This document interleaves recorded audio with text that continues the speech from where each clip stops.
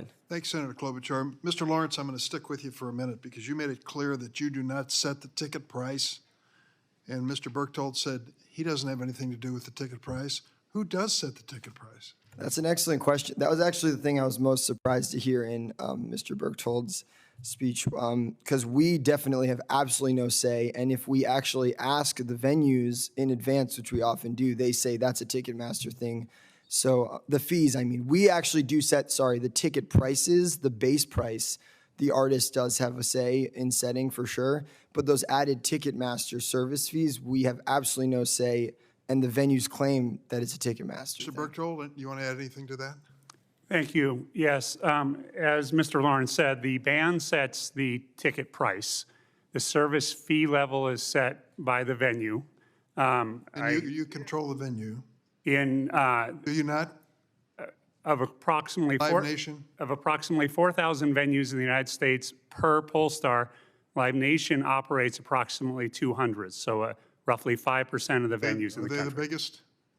No, sir. They're generally not the biggest. The biggest tend to be the sports venues, the arenas, the stadiums controlled by the sports teams or the owners of the sports teams. Mr. Grotzinger, you had an experience at Barclays, did you not, in terms of an opportunity for your company to take over a venue that had been controlled by Ticketmaster? How did that work? The New York Times reported a few weeks ago how once we took over ticketing for the Barclays Center in Brooklyn, the Barclays Center saw a marked decrease in the number of concerts from Live Nation that were sent to that venue versus historical averages. So earlier last year, the Barclays Center management came to us and said, we'd like to keep using you for ticketing our basketball, but we want to be able to use Ticketmaster to ticket concerts. And we looked into it and couldn't get the economics to work. So we said to them, listen, let's just, part ways amicably, and we did. So they used their power of the marketplace to diminish the number of acts at that venue, and the venue decided they had to go back to Ticketmaster. There was certainly, as Pollstar public data shows, a marked increase in the number of shows Live Nation played at that venue after the venue decided to move away from Ticketmaster. Mr. Berchtold, is that true? I believe, Senator, that what the New York Times indicated was that another venue opened in the marketplace. So you now had two venues vying for the shows that weren't going to Madison Square Garden, and that the number of shows going to Barclays from all the major promoters went down as a result of that increased competition. I have not heard of any allegations that we changed in any way our booking of concerts for that venue. It's a matter that I watch very closely given the profile of the New York market. I understand every decision about every show, where it was placed and why. We have records determining that in no cases was there any retaliation against Barclays in the placement of shows.